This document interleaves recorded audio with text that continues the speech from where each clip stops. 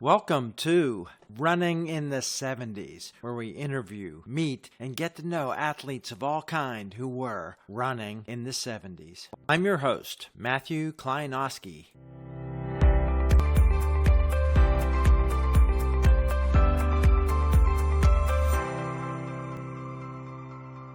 Today on the podcast, we are in South Carolina, and this podcast is going to be of special interest to people from my alma mater, IUP, because there's a lot of connection. Everybody who's ever partied at the cross country house will want to hear about a little bit of history today.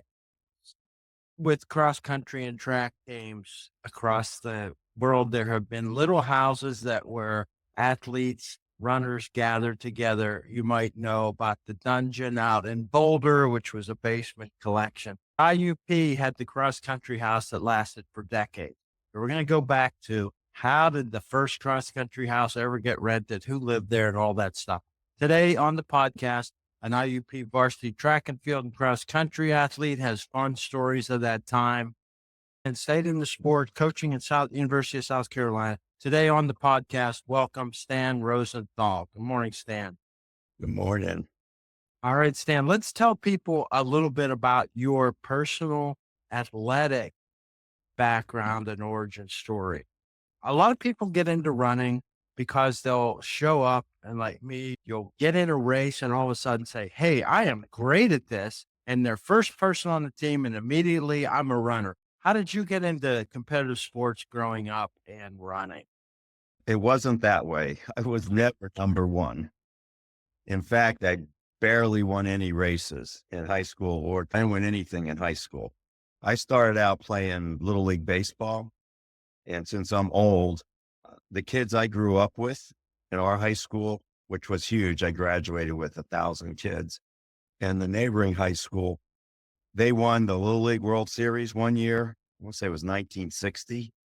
And then they also won, I think it's Connie Mack, whatever the older version of that was. What city were you I grew up in Levittown, Pennsylvania, which was one of those huge suburbs that they built after World War II. Yeah, fascinating history in Levittown. Yeah. Yeah. Did you ever go to the Little League World Series? No, I didn't personally. No, I wasn't good enough. I was a good field, no hit kind of athlete.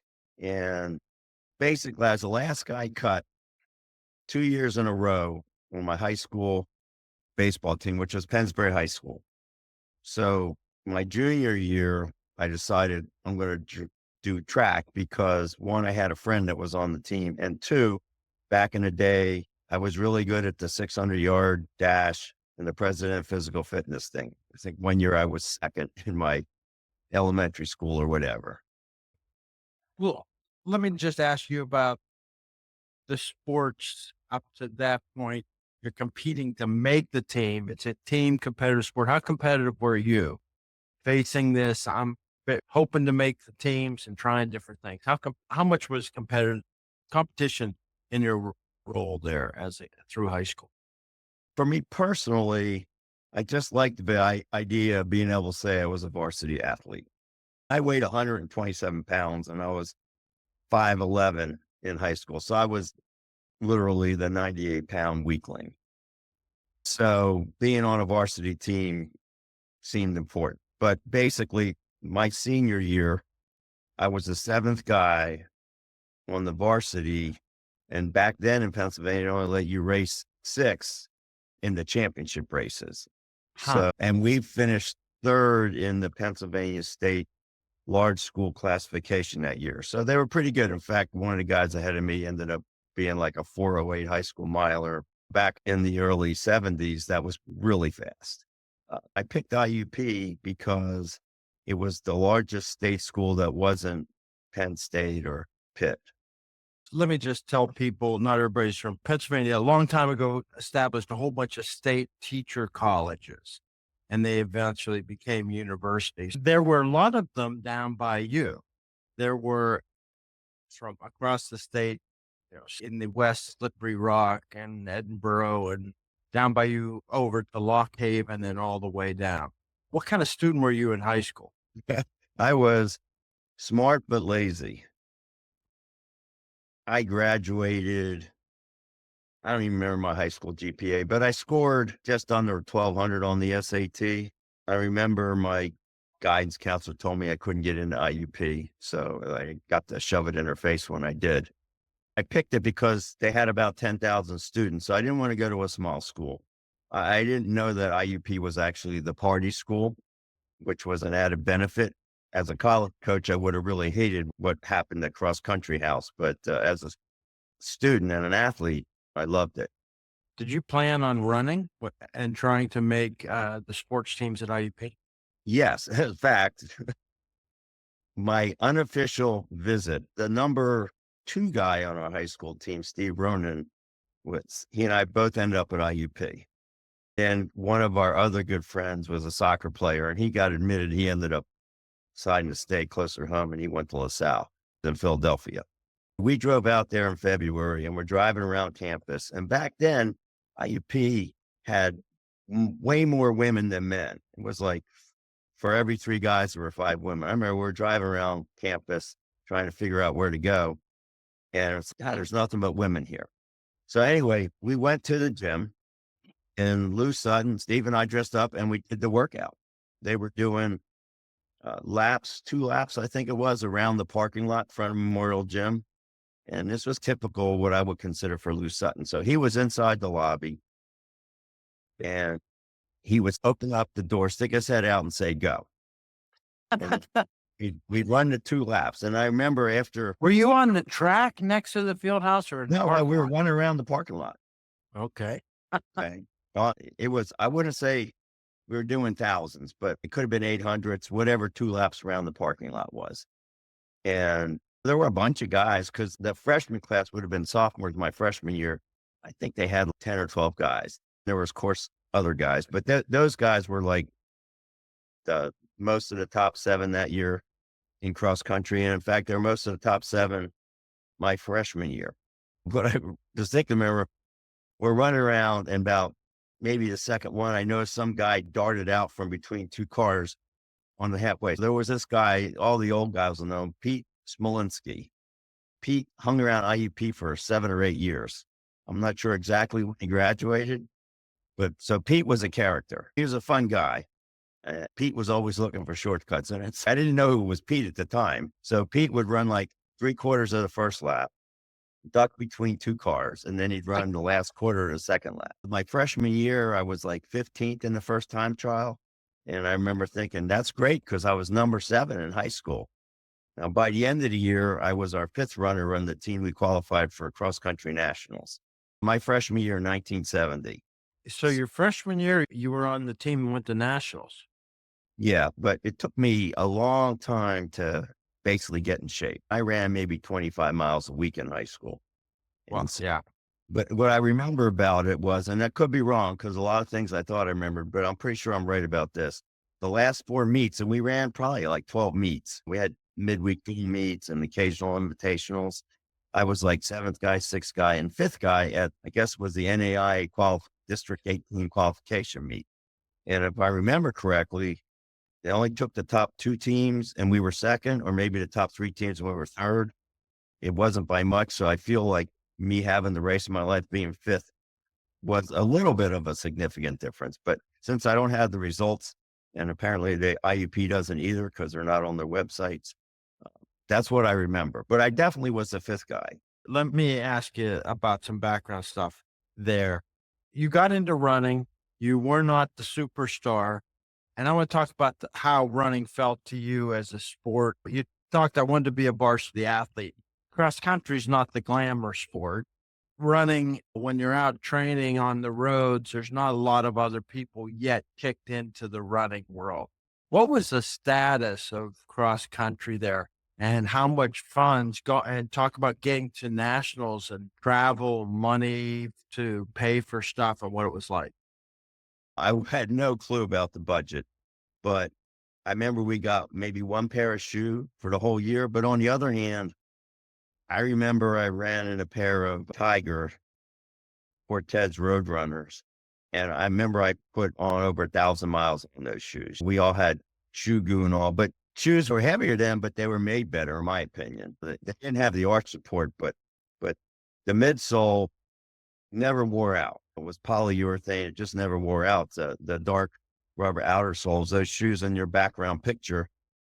I can remember having a pair of those, and I remember having shoe goo and keeping on, just keep running. One pair a year was probably pretty good. I actually had a pair of Adidas Munich 72 blue suede running shoes. My high school year summer abroad before my senior year was in Munich, Germany. I was there for a month, and Adidas, they were cheap because of the exchange rate. So I bought these shoes you couldn't get in the United States. I also got the first pair of spikes that actually had a heel pad in them, from Adidas, that I wore for 2 years until my feet either fell or maybe grew a little bit and I couldn't fit in anymore. And in fact, when I asked Ed Fry for a new pair of spikes, he said he'd get me a new pair of spikes, but could he have my old spikes?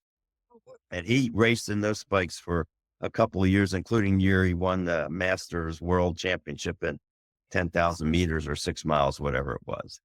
Yeah, that was in Toronto in 1975. So those shoes were still going in 1975. Yeah. Oh, yeah. Yeah. Those shoes behind you, they had a little heel pad and cushioning, which spikes. When I qualified for nationals on track in 73, I had a pair of blue suede Adidas sprint spikes that were like the most expensive spikes you could buy back then, that I borrowed from someone on the team. Cause I remember saying, if I'm going to try to qualify for nationals, I want the best spikes. Yeah. Basically slippers.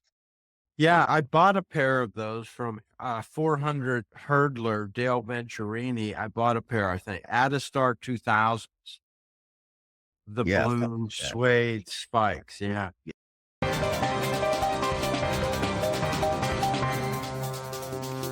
Yeah. All right, let's just talk about the competition in cross country your freshman year. Edinburgh, who were Dave Antagnoli running then? You remember anybody else who was in the competition? Not really. I'm going to show you something. Okay. I found this. I dug it up. Here you go. Oh, wow. Rose Sutton in 1983. Wow. It just has track stuff. Didn't have cross country, unfortunately. I didn't even show up on it until 1972 when I got third place in a 4-mile track race at the Fairmont Invitational in West Virginia.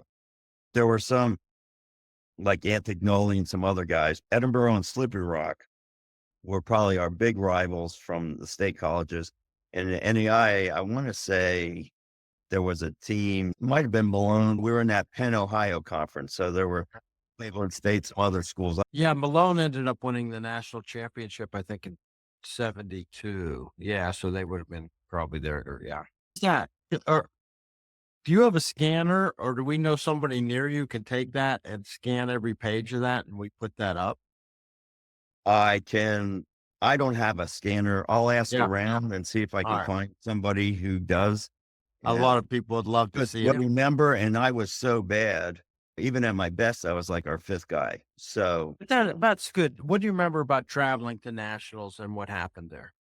okay. We flew, and that was pretty cool because obviously usually we took vans. In fact, I want to say the only meet we even spent the night in cross country was the Malone Invitational, which was a big invitational back then to us. Yeah. And we were get up in the morning, run the race, and come back.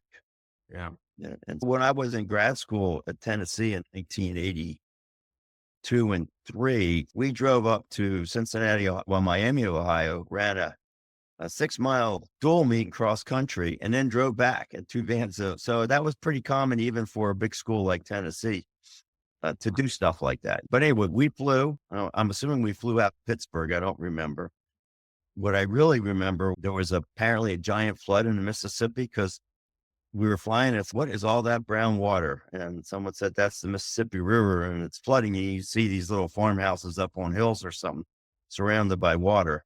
We stayed in Liberty, Missouri.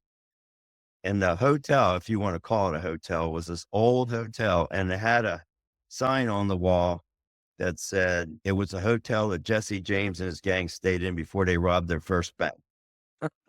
So I don't know if that's true or not, but it stuck with me. I guess the meet was Liberty College. I just remember Liberty, Missouri. And of course, I didn't race, and I only found out this after the fact. Steve Ronan, who had been in the top 5, my former high school teammate, was in the room with 4 sophomores. And I was talking to McDowell, and we were trying to figure out who was in the top 7. We were pretty sure it was Jake Sorg, Bill Hampton, Doug Canan, and Don Slusser, and Steve. And then there were a couple other sophomores that probably popped in and out like I eventually did, but I'm not Friedrich sure. and Friedrich in that group? He was a year behind us. Okay. So it would have been somebody like Don Walters or Jimmy Nagel, or I'm not really sure. We just, That's we right. couldn't remember. Racking our brains. We just couldn't remember. What were the results out at nationals for IUP?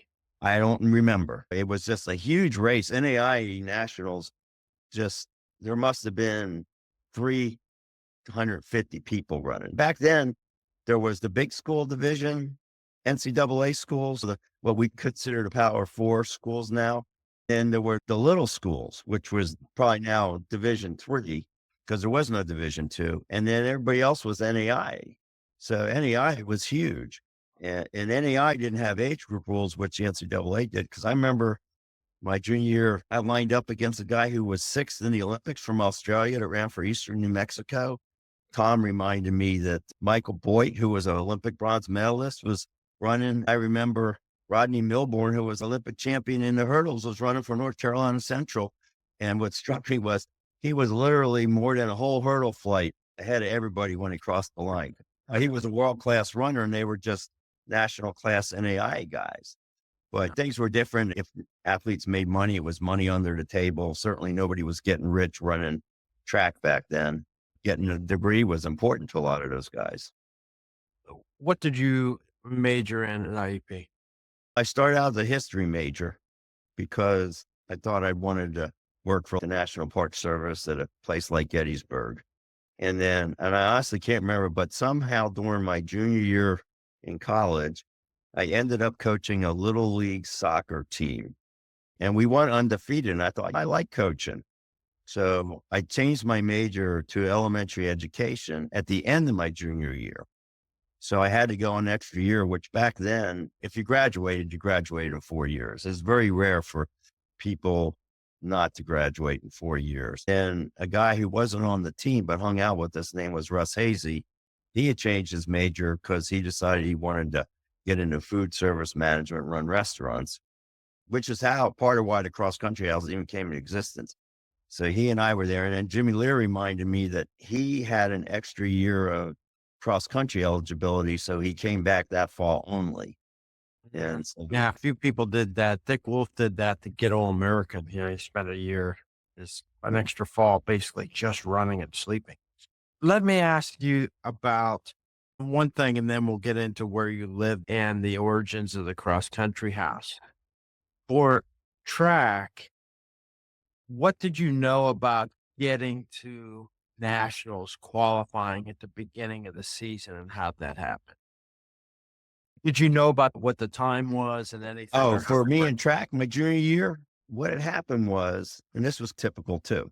So Don Slusser, he's a legend. He ran a lot of miles, 100-mile weeks all the time. At that point, we were probably running about 70 as a team. And nobody was running in the mornings. I don't even know why, but somehow during semester break, I got in my head that I wanted to qualify for nationals. It was like when I was in high school and I just wanted to be on a varsity team, because it wasn't like I was a star or anything. So Don Slusser and I went to Lou Sutton, and we said, we want to do extra. What Slusser was already doing extra. I'm not even sure why he got involved with it. He and I were friendly. So we went to Sutton, and we didn't say we wanted to do different. We just want to do extra. And Sutton said, if you don't do exactly what everybody else does, you can't do indoor track. So for me, it was a no-brainer. I'd run that many meets anyway, and certainly I wasn't going to score at the conference meet. But Slusser, of course, scored at the conference meet. But we said, okay. So Don and I ran every morning. I woke up Monday through Friday, and I ran out to the cemetery and back, which was 2 miles each way. So I was doing 4 miles every morning, plus the normal 70 miles a week. And then I was doing extra. So I remember I averaged 95 miles a week from January until the end of the track season. I'm sure Slusser was doing way more. And of course, we were running slow miles. Ed Fry was big into the long, slow distance stuff. And I remember one time I did the out and back 9-mile loop out into the country over to Tit. And I was bragging to the guys that I ran it in 63 minutes. When I was coaching in college, that's the distance that I had my women run distance pace for just the regular, everyday, easy runs. But back then, 7-minute mile pace seemed really fast, at least to me. Did And Ed Fry run with you in the mornings ever? no, I was never one of Ed's boys. I got invited to his house for milkshakes and all that stuff. And that was okay because honestly, I was a jerk sometimes in college, probably in high school too, but didn't always think about what I said. But How'd the season go? When did you make the national qualifying stand? the last meet, in my mind, I thought it was at the conference meet, but when looking through this book, I think it was at the NAI District 18 meet, but I only finished 7th that year at conference. I finished 7th in the 3-mile and then 7th in the 6-mile. And they only scored 6 back then. So I wouldn't have showed up in the results that Lou had sent because he had his secretaries type them up. But I finished 4th in the 6-mile. So I qualified at one of those 2 meets, one of the championship meets. And I only beat the standard by 1 second or 2 seconds. I barely beat the standard. And it wasn't that fast. It was like 30, I want to say it was like high 30s, low 31s. Of course, we were running on cinders, which is a lot slower. My 3-mile time PR was like 15:20 something. And once again, that was on cinders. The IUP home track, was it cinders then, or Everything was cinders. The only time we ran on a rubber track was we went to West Virginia for a meet. We went to Ohio State for a meet. I think everything else we ran was on cinders. Later on, IUP paved that track. It wasn't even cinders. It was Yeah, All right. I don't remember that. So that must have been after my time. Thank Yeah. God. Now you made nationals. I know there's a story there about whether you got to go or not. How'd that all work out? Yeah, so I don't know if it was just me and he just wasn't going to take me. And McDowell reminded me that he had gone that year on a steeplechase and there are a few others. But when Sutton told me that I wasn't going to get to go, he said, we're only taking people who had a chance to score. That really would only been Slusser and our javelin thrower, John Elliott, who actually, I think either if he didn't win that year, he won the next year. And Slusser was like 3rd or 4th in the marathon. I remember sitting in Sutton's office and talking with him and basically convincing him to take me. And like I said, if it wasn't just me, that also meant that McDowell got to go and 1 or 2 others who qualified that weren't going to score. Could have just been me. So back then in the NAI, if you qualified in one event, you could do any events. In the summers, there were these meets at Ursinus College in Philly that were all comers meets every Tuesday. They were like the only track meets you could find in the summers. All the people in Philadelphia would show up. The guy used to sell Nikes out of the trunk of his car. Ross Browning, that was his name, Ross Browning. So that's where I would get my shoes. My first pair of running shoes were a pair of Chuck Taylor Converse track. They weren't the sneakers. Speaking of Chuck Taylor Converse sneakers, I remember my sophomore year, Tom McGuire beat me in our time trial. And I remember thinking, God, this guy beat me wearing Converse basketball sneakers. So, but of course, McGuire was good. So it was harder to get track shoes back then. And the guys on my high school team, and we were clowning around. And one time we jumped in the race walk because it turned out, I forget his name, but he was an Olympian that lived in Wilmington, Delaware, which is near Philly. And he had this little race walking club, and he was producing United States Olympians in the race walk, did it for decades. So after, I think I got 3rd or something. He came up to me and he goes, you could be pretty good. He goes, you have natural ability or whatever, because we were just clowning around. And so anyway, he gave me some tips. And so all that summer I'd run the 2-mile and then I'd do the race walk. So when I qualified for nationals, I told Sutton I wanted to do the race walk as well. And I wish the 6-mile had been first and the race walk second, but the race walk was first. I got ninth. So that was pretty good. I don't know how many people. What was interesting, there was a woman, and I don't remember what school she was from, but not only did she beat me, she beat most of the guys. I want to say she finished third or fourth. And so after she passed me, I'm going down the home stretch and the back stretch, and somebody in the crowd started yelling at me about getting beat by a girl. As I'm walking down that stretch of track, I gave him the finger. So anyway, that made the newspaper, and I saw Gee. it clipping someplace. I was very proud of that fact, actually. Of course, Sutton had to say something to me, but the guys on the team thought it was great. And anyway, the Well, guy quick shut up after that. I didn't hear him after that. But in the well, 6 mile, when I qualified for nationals, Dave Antignoli lapped me at mile 4. And I remember thinking to myself, I must be running fast because normally he lapped me at mile 3. Because he was world class. He was like 6th or something in the Olympic trials in 72. He was fast.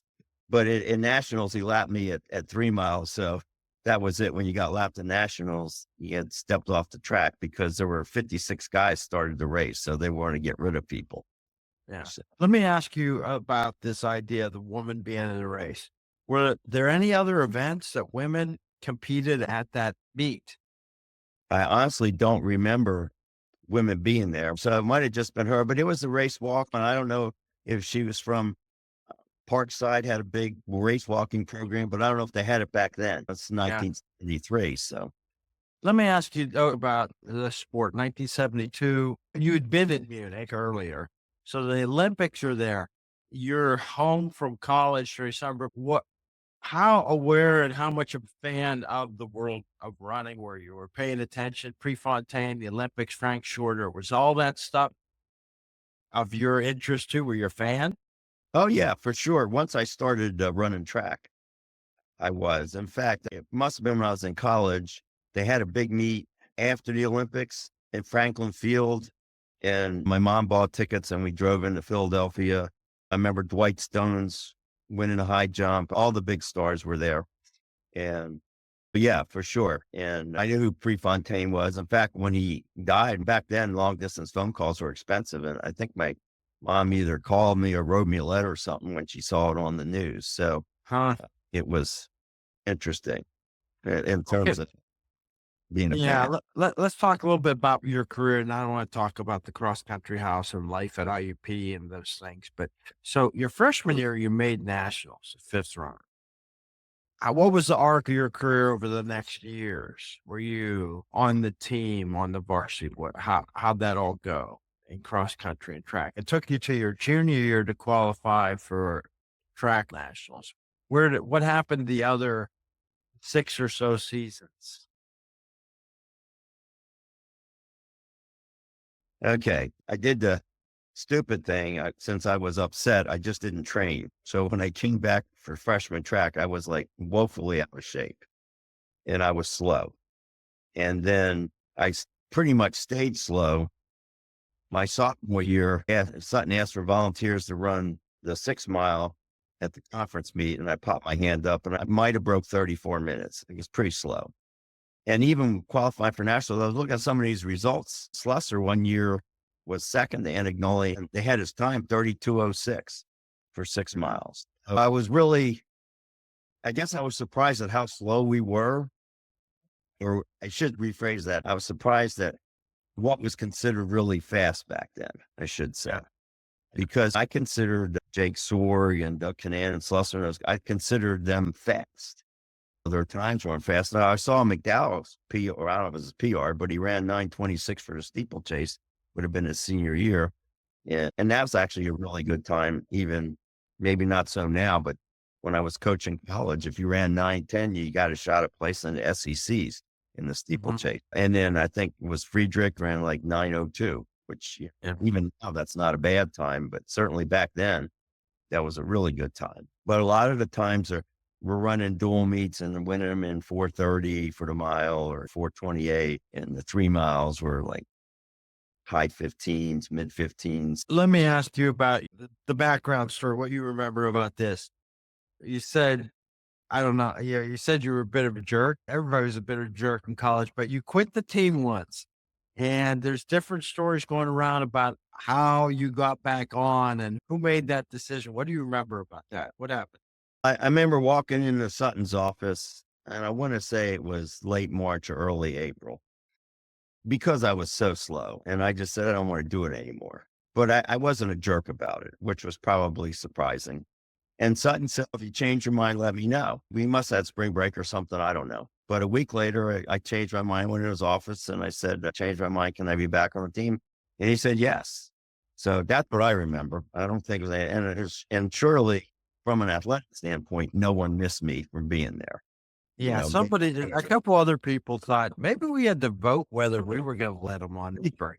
the only thing that I know that ever involved the vote was why I didn't race my freshman year cross country, That's the because one. Steve Ronan was in the room. It was 4 sophomores, which I'm assuming were Jake, Bill, Doug, and Donna. He basically said it was down to me and Tim Holland, who finished 6th in the meet we qualified. And I don't know if it was Don Waters and Jimmy Nagel, but 2 other sophomores. And so the 4 sophomores voted for the 2 sophomores, and Steve voted for me and Tim. And so the sophomores all got the race at nationals. And I'm assuming Tim got to fly out there as an alternate. I haven't talked to him since I first talked to you and to ask him that question. I got to fly out there, but I didn't get the race, and I was pissed. So still am 50 years later, honestly. When I was in that position as a coach, you could tell when it was coming up. I would sit down to the kids and say, and I almost always pick someone who, if one person just ran the race of their life once, I would have picked a steady person. But if it had been like the trajectory that I had, where at least I was in the top 7 the last 4 races, that person was going to get to go. And it happened, I'm going to say, twice in 40 years of coaching, because it is in cross country, especially if the team's pretty good, everyone kind of stays in their place unless they're just having a truly bad day or a truly good day. But cross country is different than track in that regard. It's a packing order. I remember some of those cross country races. When, in fact, I forget who I passed, but I remember passing someone, and that was normally ahead of me. And I was thinking, God, should I even be here? But I just kept on running. So I ended up beating them. That was, in a way, not normal in the sense of how cross country goes. Yeah. Okay, let's talk about social life of IUP. It's a lot of the ratio of women to men is good. It's a social party school. Where did you live, and how did it come about that you decided to create a house for runners and athletes? Right. My freshman year, we lived in a dorm, Whitmire, I want to say, but it was across the railroad tracks. And there were 2 dorms with a little lounge in between with pool table and a little snack bar. My sophomore year, I lived on campus. I forget which dorm in. My junior year, they kicked all the juniors and seniors off campus because the school had grown so much. But the forerunner across country, when we were freshmen and sophomores, there was a house we used to call it X House, and it had athletes, not just track athletes. In fact, I think most of them maybe were on the basketball team, but they did parties, and we used to go to X House for parties. When we got kicked off, the house that I moved into, which was on Washington Street, but not the cross country house, we didn't really do parties. It really wasn't set up that way. But there was this other house, I want to say it was next to the parking lot by the art building, down towards where the railroad tracks were. And we called it the Shack because it was a dump. I remember Steve Ronan lived there, and when his mother helped him move in, she said she was going to call the health department. But that was the forerunner of the cross country house as far as parties.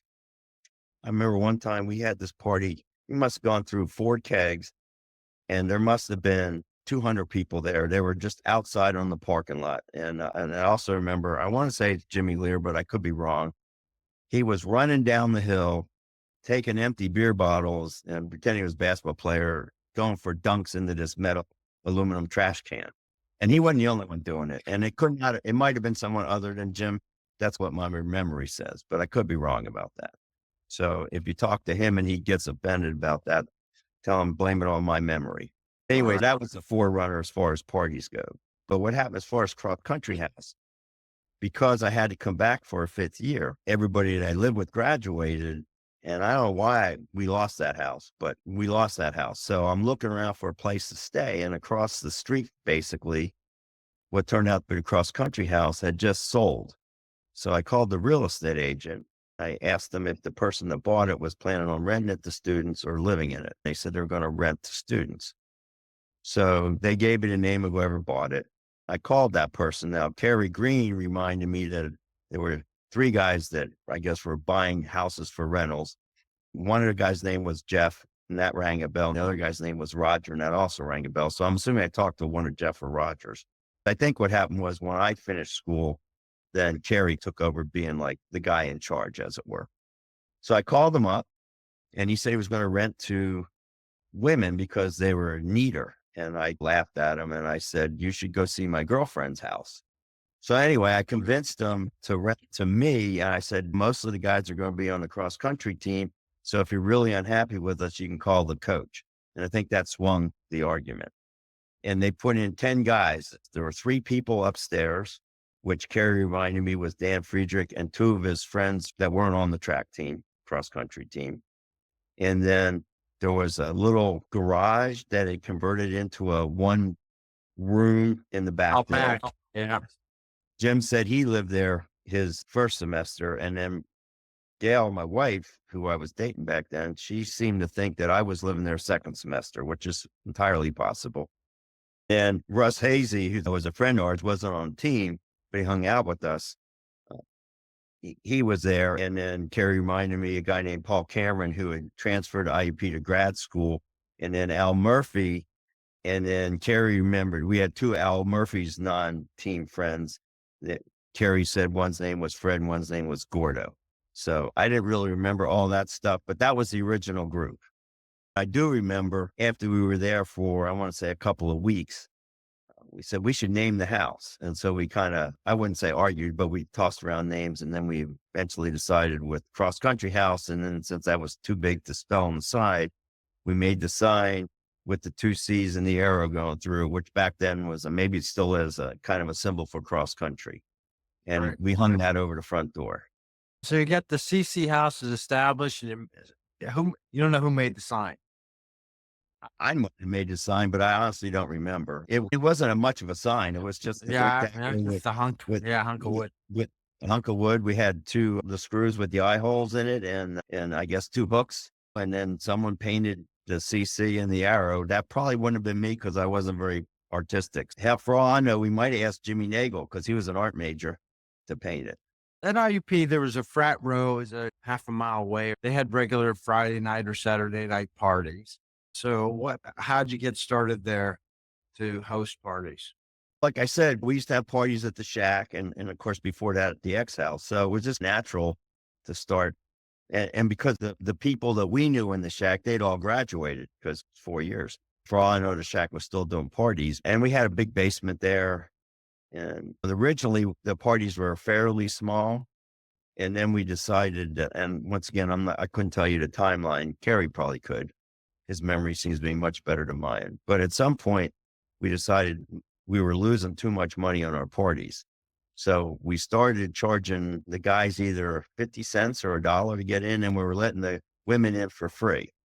So once we did that, the parties started growing bigger because word was spread out, hey, if you come to the cross country house, there'll be a lot of women there. So that's what I remember. I could be wrong because obviously a lot of stuff that I remembered was not accurate. Okay. So just to say what life was like then, when I got there in 76, tradition was going every couple of weeks there'd be a party. You got to pump music in for dancing. Does somebody have that under control? Remember was there music right away and is somebody in charge of that? We must have. We probably had a record player or something. And, this was pre-boombox days. It would have to be either a radio or a record player. And I remember a record player. Okay, so let's just talk about this idea. Like you said, it's a party school. As a coach, you'd say, wow, don't want my athlete. But the tradition, the culture, everybody drank, and sometimes a lot on Friday, Saturday night. If there wasn't a track meet. Even if there wasn't. Yeah. One of the things I think that, at least as far as the distance runners went, somewhere the Sunday official runs had translated into Sunday unofficial runs. And I distinctly remember, certainly by my junior year, maybe not my sophomore year, we would literally go in dorms and drag people out of bed. I remember one time at the shack, I got drunk. I don't remember everything. Guys would tell me, I can't believe you said this, and I did my 10-mile run or whatever it was. McDowell seemed to think it was 12, but I thought it was 10. It only took one of those runs to say, I am never going to do that again, because it was like the most miserable run of my life. But there were guys, we used to call this one guy that was older than us. His name was Horizontal Herb. Okay. He was a 400 hurdler who won conference, qualified for nationals. Literally, he'd sit in front of the keg and he'd have a mug in each hand. And it was, but yeah, that was obviously, it was the 60s and 70s, and getting drunk and drinking was acceptable back then. Even when I first started coaching college, until I got to University of South Carolina, and it wasn't so much that South Carolina had changed, it's just the attitudes had changed. But I used to tell the kids on the team, I'm not going to tell you not to drink, but I'm going to tell you not to get drunk. But by the time the early 2000s came around, you couldn't do that anymore, because it would only take one kid to get in trouble and say, Coach Rosenthal said it was okay to drink, which is what I said. But I said, it's not okay to get drunk. And I do the analogy, like, if you smoke one cigarette, you're not going to get cancer. So if you drink one beer, it's not going to literally hurt your athletic career. But you know how it is in college. Nobody, it's like the potato commercial. Nobody eats just one. Yeah. Okay. You had to do student teaching in elementary education, right? Yes. You graduated with an education degree. What happened with you professionally and running after college? And how'd you get into coaching? I had hurt my adductor muscle my senior year in cross country, and not that was an excuse for being slower during track, but I just ran through it. I get done running and my leg would be really sore, but once I warmed up, I'd be okay. So I took 6 months off, stretching and icing it. We had a trainer, at least, who was smart enough to show me how to make ice cups, and said, just ice it when he goes, and then start running. And when it starts to hurt, stop. Because believe it or not, that was really advanced training. Even at the University of South Carolina, early 2000s, I had to fight with the trainers to get a cold tank.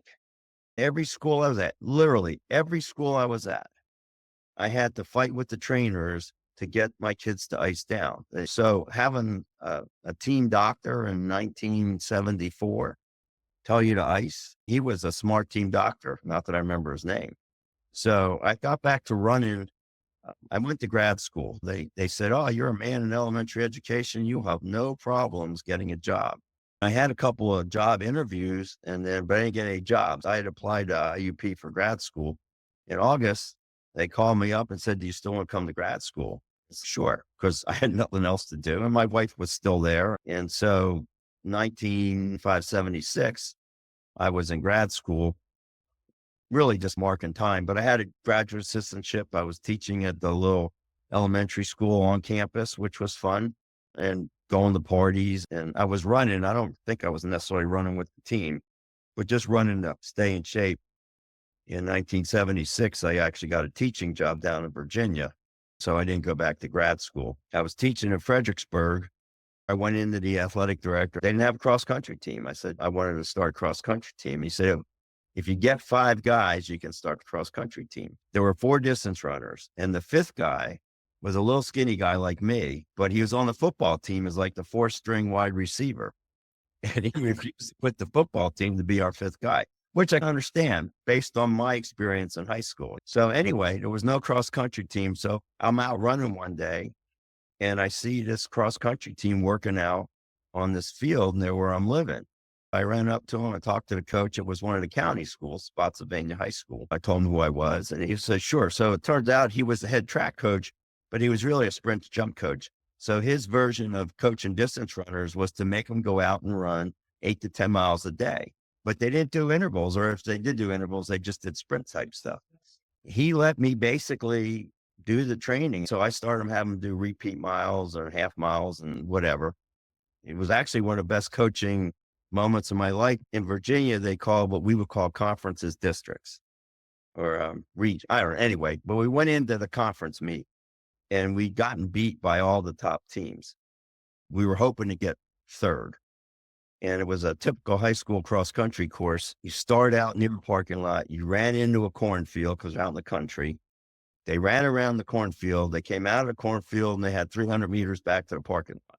So you literally couldn't see. I could see as they're coming in, and I wasn't very good at counting back then like I would be now. But I could see it was going to be close as far as us getting third. They announced third place. It wasn't us. Maybe we got second. And they announced second place, and it wasn't us. And it's, oh, man, we got fourth. And then he announced first place, and it was us. And everyone was like, and then we all started jumping and screaming. It's still this day one of the best coaching moments in my life. And I did get to coach a guy who was an NCAA champion when I was at South Carolina. And that was really good too. But this one, because it was, everybody exceeded really well. And we just missed make the state meet the next week because my fifth guy didn't run through the line. And he got nipped at the line and we missed it by making it by a point. It's like, wow. But anyway, that's kind of crazy. Let's remind everybody of what it was like then before electronic scoreboards. You mentioned when you come through and you get a popsicle stick there. Yeah. Yeah. Or And my 5 card. okay. Yeah. So the coaches are trying to keep score, but there's so many people coming through from so many teams. You don't know what the results are. And you're Right. waiting for. You put your sticks in an envelope or your cards in an envelope and you hand them to the official and then they figure, because you really have no clue. In fact, when I was coaching high school, I bought Joe Newton's long green line book, which told you how to run a high school cross country meet. He did the big paper clips and the 3x5 cards with the numbers on it. So that way, when you went through the line, they pull the 3x5 card off. And then they had a little hole punched in it and they put it on a little fish thing. So it was very rudimentary and it took a while to figure out who won or came in second or third or fourth. Were you paid as that coach? No, I was not paid. In fact, I didn't get paid to coach so when my wife and I decided to get married, we ended up in Charlottesville, Virginia. I was volunteering at Charlottesville High School my first year there. My second year there, I was supposed to be the cross country and track coach for the girls team. And I'm teaching at a middle school because it's elementary, teaching 6th grade. And I remember right before the school year, and I talked to the AD, but I hadn't heard anything. And once again, this was pre-cell phone, email, all that stuff. I figured when school starts, and we're going into our first meeting at the beginning of August, and the female gym teacher at my school was complaining. And I said, what's the matter? She goes, they're making me coach girls cross country and track. And I said, but I'm the girls cross country and track coach. So I call up, and it turns out the AD had a stroke not too long after, I guess, he talked to me. And I didn't know that, of course. And so they didn't know what was going on. So that was an open position. So they just picked a female gym teacher to do it. Then they wouldn't let me do it. So I was upset. I was playing in the rec softball, and the guy at the neighboring high school, Albemarle County High School, which is also in Charlottesville, even though it's a county school, he was on our team. And he said, if you ever get tired of coaching Charlottesville, I need a cross country coach. So I went up to him. I said, you still want me to coach cross country? And so I moved, I'm still teaching in Charlottesville, but I was coaching at Albemarle. And I still wasn't getting paid. I did that for 2 years. And then my third year, I don't know if you remember or even know who Nathan Taylor is. He was a longtime coach at Cornell, but he was coaching at Western Albemarle High School. He was a really good coach. He had really good distance runners, and he would take his best 2 distance runners up to these big meets where they get some competition on the track. Then the rest of the team would go to some dual meet or something. So the school apparently told him not to do that. And then he did it again. So they fired him. So then they asked me to take his place. And I said, okay, but you're going to have to pay me because I haven't been getting paid yet. They also promised me that I could replace him. So I went out there and coached the track season at Western Albemarle, and we did good. I had coached a couple girls that were state champions and whatnot because Nathan had left a good team. But at the end of the season, the principal hired his nephew to be the next coach and not me. So then I went back to Elroy. Once again, I said, I'm not coming back unless you pay me. So not that I was getting paid a lot, but I started getting paid. And then my last year, I had a girl who was a All-American and a really good cross-country runner, and she was being recruited by Georgetown and University of Tennessee. She ended up going to Georgetown, which was a good decision for her. And so I got to know a little bit the women's coach, Terry Crawford at Tennessee. So after Chris picked Georgetown, I then asked Terry if she ever hired graduate assistants or anything. So she said, oh, yeah. So I found out after the fact that she constantly would bring people like me in. And then after a month or two, she'd just fire them, which is what happened to me. But by Wow. then I'd gotten to know a woman named Missy Kane, who ended up being a bronze medalist at the World Indoor Championships, made the 1984 Olympic team in the 3000, I think. And I was running with her, and her husband was a guy named Tiny Kane, who had run at Villanova, but he was a GA for the men's program at Tennessee with Stan Huntsman, and he got a job being an Adidas rep. When he left, I got to replace him with the men's program, which was a really good thing because Huntsman was really good with his GAs. I got some real coaching experience. So I was with the men's program for 3 semesters there. Yeah. Up to that point, through these unpaid high school, you bought a book, learned how to run a cross country meet from a book. Were there other coaches, meetings and workshops and seminars going through there before you got to the university level? No. If No, there were, I nothing. didn't know about him. Dennis Craddock, who was the head coach of Virginia, used to have a 2-day clinic, coaching clinic. Not so you could go listen to someone talk about the shot put or someone talk about the high jump or whatever. And there must have been someone there with the distances. I don't remember sitting through any distance things. So my first year in Charlottesville, the distance coaches there actually were part-time graduate assistant type positions. And in fact, none of the track coaches at the University of Virginia, none of the, other than football and basketball coaches, none of the coaches just coached.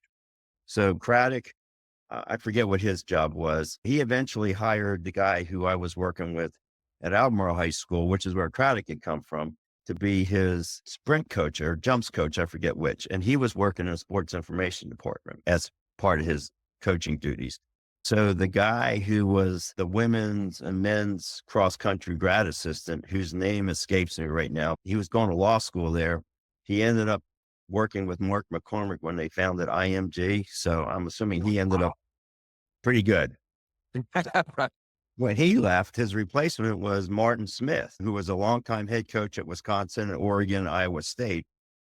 Martin had been coaching in Northern Virginia, which was where the best distance runners were in the state at the time, which was good. I picked Martin's brain. He taught me a lot. He picked my brain as far as local places to train and things like that. And they had a great team. When Martin was there, they won, I guess it was AIAW, but they won cross country, indoor, outdoor, cross country and indoor straight in a row. And then the wheels fell out for outdoor. So they didn't win outdoor because other than John McDonald and maybe Vin Lanana, I don't know anybody that can just keep hammering distance runners cross country, indoor and outdoor year after year. I always had to take the philosophy that we would train through indoor, but it wouldn't be as intense as cross country and outdoor. And it worked for me. No, What go ahead. approach did you take with these elite athletes in goal setting and planning? When you had them at the beginning of the year, you had some great individual success athletes. How did that work? And how was the parents getting a coaching's perspective? Sometimes parents are great. Sometimes they're the worst part of the job. And how did you handle that? And also elite athlete goal setting. As far as parents go, it was only a problem that I was aware of at least once when I was at Western Albemarle. There was a really good girl who was more of a sprinter jumper, but her dad was always trying to have her do extra stuff. And I guess at one point, I'm sure I just told her dad, you can coach her all summer long, but not during track season. And I remember once in college when I was at UNC Asheville, my best runner, her dad was always negative with her. And remember, we came down to University of South Carolina because one of my former graduate assistants was cross country coach, and Asheville was only 2 hours away. So it was easy meet and ran there. And she ran like 18:02. but she was second in the race. And her dad was yelling at her after the race because she didn't break 18 minutes. And I remember pulling him aside and I said, Mike, do I look unhappy with how she ran? He's no. And I said, because I'm not. That was a PR for her. You need to be happy for her. I said, if all you're going to do is yell at her, I don't want you talking to her after the races. So I don't know if he was upset with me or not, but he quit yelling at her at least. So I thought that was a positive. But honestly, I didn't have too much problem with parents, or at least I just wasn't aware of it. That's good. What about the goal setting? When you had Well, an athlete at the beginning of the year? you asked me if I had some clinics to go to. So I learned a lot from Huntsman. I actually learned a little bit from Terry Crawford. Some of it was what not to do, but she was obviously a very good coach. And so I learned some stuff with her. But when I got the South Alabama job after University of Tennessee grad school, I had gotten to know a couple of coaches because Huntsman was really good at introducing me to people. One of my jobs was to sit in the stands next to him and write down the splits while the kids are running. He wasn't one of these coaches like me that got down by the track and yelled and screamed. He didn't do that, but he always wanted splits. So while we're sitting next to him, all his buddies would come by and talk to him, and he'd always introduce me. So I got to know a lot of older, established, successful coaches. One of them was Tom Jones, and his cross-country coach was Raleigh Geiger, who's still coaching at NC State. One was Marty Stern, who was at Villanova at the time. But when I was coaching high school, he had a shoe store called Uncle Marty's in Bucks County, which is where Levittown's in. So they were like the big rivals. I went down one day, Gail and I were driving back to Pennsylvania, and we stopped in at Raleigh, and I talked to Raleigh Geiger for a couple of hours, and he laid out how he laid out his training program and stuff. And Marty Stern did the same thing. And then I read a guy from Australia who was Lydia? Yeah, Lydiard. I had Lydiard's book. One of my coaching friends actually stole it from me. He never did get it back.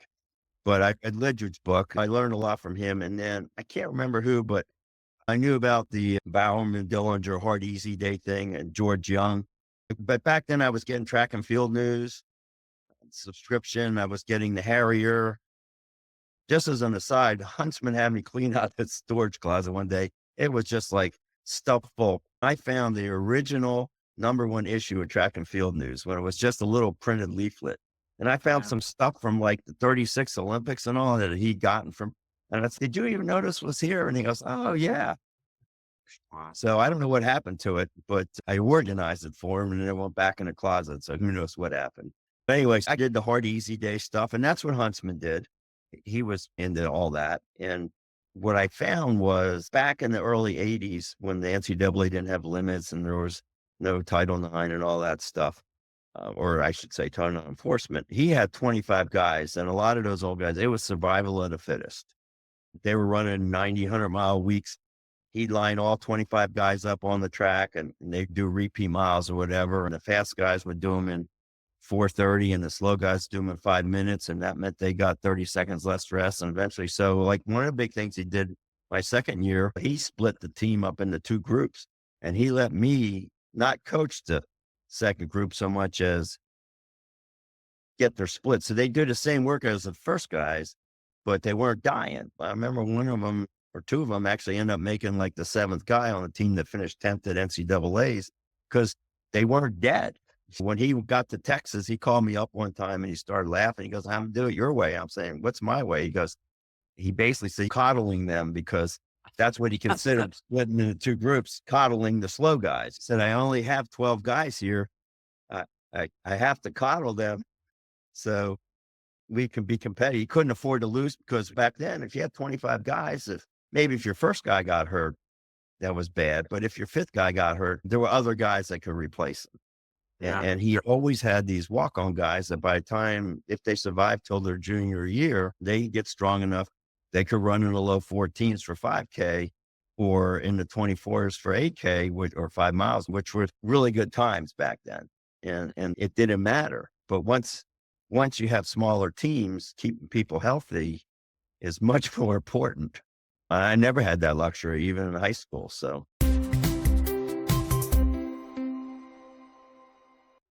But it sounds like you managed the parents well. You had ways of dealing with things early on and over the change of this whole arc of years and decades. difference in coaching men and women? Did that change? Did you find any differences there or change over time? As a matter of fact, I did.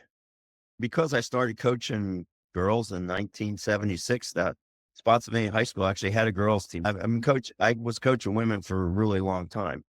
And I found basically the women were very similar to the guys in most respects. But the guys were a little less sensitive, but that was more, I think, of a cultural thing. But what I noticed was in the 90s and early 2000s, the guys were just as sensitive as the women in the sense that I didn't even like my high school coach. For that matter, obviously I wasn't one of prize boys, but I was always one of these guys, just like I think a lot of guys were. It's like, I'm going to show that SOB. So I trained hard to show them that they were wrong. And whereas I didn't have too many, if any, women that I ever got the impression they would do that to show me I was wrong. If they thought I was wrong, they would just quit. And I had guys that would probably do that. But towards the end, even the guys were like that. My NCAA champion, he was really sensitive. He was from Botswana. He was really good. He ran 144. He was really good. He was multi-time NCAA champion, multi-time SEC champ. And I got a Kenyan come in, and while he couldn't beat him, one day he beat him in practice. And literally, this guy who was so much better than him just was upset. That's okay. That was something that I never thought would happen. And that was more when I was at Georgia, I had a guy, same thing. If somebody beat him, and this was in the late 80s, then it was more exceptional. So I had to pick his training partners carefully. Wow, that's interesting. So, but I think there was less and less of back in the old days, the squads were just bigger. So coaches didn't have to care. You talk about Dillinger or especially Bowerman. Bowerman, his guys loved him, but I bet there were plenty of guys that hated him because from everything I've read, Kenny Moore's book and stuff like that, the guy was like what they say, Vince Lombardi. He treated us all the same. He treated us like dogs. And I'm not saying Bowerman treated them all like dogs. It was just guys older than me had a different mentality because that's how they were treated and raised. You had to teach somebody coddling. Yeah. Yeah. If you want to look at it that way, I didn't necessarily know he even thought of it like that until we had that phone call and he did that. But when I went to South Alabama and I had a good team, I had a bunch of guys that could run in the 30 minutes. For 10K on the track, I had a bunch of guys that could run high, low 25s and cross country. One year we were like 10th at regions, and that's when the regions were 80 teams, was the whole South. So they were good, but they couldn't handle the Tennessee workouts the way the Tennessee team was. So I went back to what I did in high school, which was in terms of rest. I lowered the volume a little bit, I raised the rest a little bit more, and then they could handle it. So. Well, I want to talk about two off-ramping things here. One about your own running and one about, have you ever go back to IUP? Once. I had to be 84 because I was in grad school, Tennessee. I was finishing up. I interviewed at the University of Miami in Ohio. And I don't know who put me in touch with Kim Burke, but Kim Burke, who was on the team at that point, was a lawyer in Cincinnati. After my interview, I drove to Kim's house. And then both of us drove to IUP where they had some kind of a ceremony or something at the ski lodge. So that's the last time I've been back. I get the alumni magazine. So obviously I can see all the changes. I saw in the alumni magazine when they bought the block that the cross country house was on. And I guess I've seen where they filled in maybe the parking lot. My very first workout is now gone. It's a building. But no, we haven't been back. My wife, I don't know if she's ever been back. We were just up there this September for the Sports Hall of Fame award. Jim Wooding got inducted along with Mike Higgins a little bit later, cross country runner, and a good reunion. Kerry Green, Jim Lear were there. Those are the guys from your era and mostly mid 70s back there. Yeah, it's a completely different place. The cross country house, the parking lot. It's funny, the dorm I stayed in, Elkin, is still standing. The math building where math and computers where I spent all my time is still standing. And the rental house up on 6th Street. So all the things I hung out are still there and everything else is gone. Yeah. Yeah, I bet. When I was talking to McDowell, he told me an interesting story. He's actually the reason Jim Whitting ended up at IUP. Really? What's the Yeah. episode? Jim went to his high school and he's graduated with Tom's younger sister, and they were working a summer job together. Tom knew he was a good track athlete, and I guess in working a summer job, he asked him where he's going to school, and Jim said nowhere because I guess his grades weren't that good. Tom said he wrote Sutton a letter, and he said Sutton wrote him back right away, said, have him write me a letter, and if he applies, we'll get him into school. And obviously the rest is history. I think I his thought that mom was an took care. I interesting think his story. mom took care of that and said, "Here's where you're going to school." I don't know. All I know is McDowell said he put Sutton in touch with Wooding. Wow, In that's touch with great. Sutton. Yeah, they had a close relationship. Sutton looked pretty good at age 84 at that reunion and the Friday night party and yeah, Saturday event. He was doing pretty good. What about your own off ramping from being a competitive athlete and that once you get into real life and working and coaching, what happened with you in running and your personal competition drive? I was still training. Like I said, when in Fredericksburg, I was out running when I saw the Spotsylvania team. I was still training when I was coaching high school. In Charlottesville was a good place. They had the Charlottesville Track Club. Every Sunday, they had this big 10-mile run, and probably 40 people would show up in different levels. I was actually in pretty good shape. I was at the low 60-minute type range back then. In fact, there was a guy in Charlottesville named Russ Pate, who was a 2:15 marathon back in the day. He was actually friends with all those guys that started Mike Johnson them because he was in grad school at Oregon. I don't think he ran for Oregon. On Sundays, sometimes Russ would run to my house, which was 5 miles. He and I would run 10 miles together, and then he'd run back to get his 20-miler. So I was still running. I couldn't run 90-mile weeks anymore. I just didn't have the time. So I was running 40-mile weeks, but I started running like 6-minute mile pace. My times were essentially close to what I ran at IUP. I remember I ran a 10K road race and I beat by Martha White, who was running at Virginia, and she was the high school 2-mile record holder back then. Yeah, she set a national record on a road race once. Yeah. But that was the first time a woman had beat me. But I remember thinking to myself, not that I was getting slower, they were obviously getting faster. So I was still running, but when I got to the point where I couldn't even run under 20 minutes, I quit running road races. I was still running. In Asheville in the 90s, I hurt my back doing some yard work, and I can't really run anymore because I'm sure I have a pinched nerve or something. Who knows? I can do everything else, but if I run more than a mile or two, it feels like I'm pulling a hamstring or something's going on in my calves. I really can't even jog. But I was talking to Lear, and pretty much we're all in the same shape. Except Terry Grade. And Slusser, I guess Slusser's still Yeah. running. Yeah. So, Yeah. but He and so his wife have been to the moon and back if you add up all their miles. Yeah. yeah, I know McDowell was bike riding and cross country skiing, and I do exercise bike in the morning. And lately I started playing golf, but it's not quite the same. If I had to run to save my life, I guess I'd be a dead man. It's great to catch up with you. All the people from IUP that will hear this will love to hear the background and your views of how it was and mentioning of the names. And you crossed paths with so many people. You met so many people through the coaches who introduced you in all the places. So a lot of people will enjoy hearing your story and some of the background. And you have a good attitude. You're smiling through a lot of these memories. And I'm going to look forward to getting that book somehow. We'll send some money or something, get that thing photocopied and posted. I know a lot of people will enjoy seeing results that come out I'll of the find a closet. way to get it scanned. If I have to just go to the library and do 10 pages at a time or whatever. Yeah. All right. Anything else you want to get in here, Stan? One quick story. Huntsman was interesting. Sometimes he just had stuff to do. When something came up that he didn't really want to do, he'd say, why don't you go do it?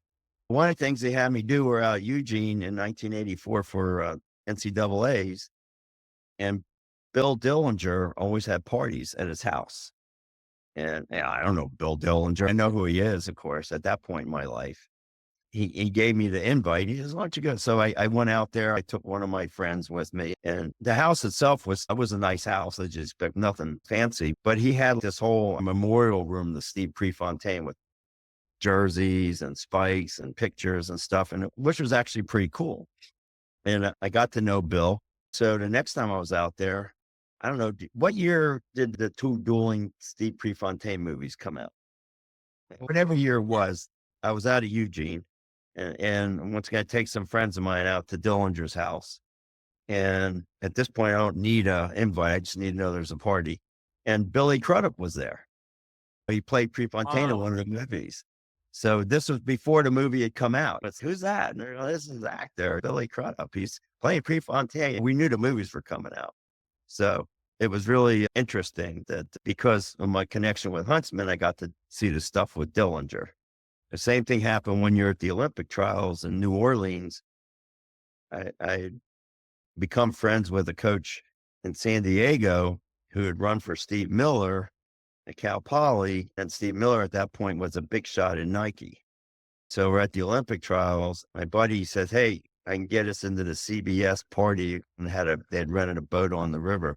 So we go there. O.J. Simpson's there. Back then he was an announcer, and there were all these people there. I remember going to the party, but I didn't remember who I took. When one of my friends said, you remember when we went and saw O.J. Simpson after the whole O.J. Simpson thing? I wish I'd kept a journal or something, because not that I was really ever friends with true celebrities, but I was fortunate enough to at least have some brief interactions with some celebrities and other interesting people. And during my course of my career, that really wouldn't have happened if it wasn't for coaching. So those are good snapshots and interjections in the 70s and 80s, names and people that were part of the sport and part of the whole cultural decade. Yeah, that's pretty cool. I know I have, for some reason, even though I was like the fifth runner in my high school team, my picture got posted in the yearbook my senior year as the representative for a cross-country track team, which is ridiculous if you think about how slow I was, especially during track season. I was like our third 2-miler. I ran 10:27, so it wasn't like I was particularly fast. It's been great, Stan, catching up with you. Thank you for your time today. And I know a lot of people, IUP and otherwise, and coaches, really enjoy hearing from. It was my pleasure. I like to talk, and this was great. Hey, I hope you enjoyed another episode. Do you have someone you'd like to hear interviewed on the podcast? You can leave a comment on the YouTube channel or on the website, running70s.com. That's running70s.com. Let me know what you think of the episodes and anyone, including yourself, you'd like to hear interviewed. I hope you enjoyed another episode of Running in the 70s. Voices, stories, and memories of athletes who were running in the 70s. Until next time, wherever you are, keep looking forward and don't forget to look back.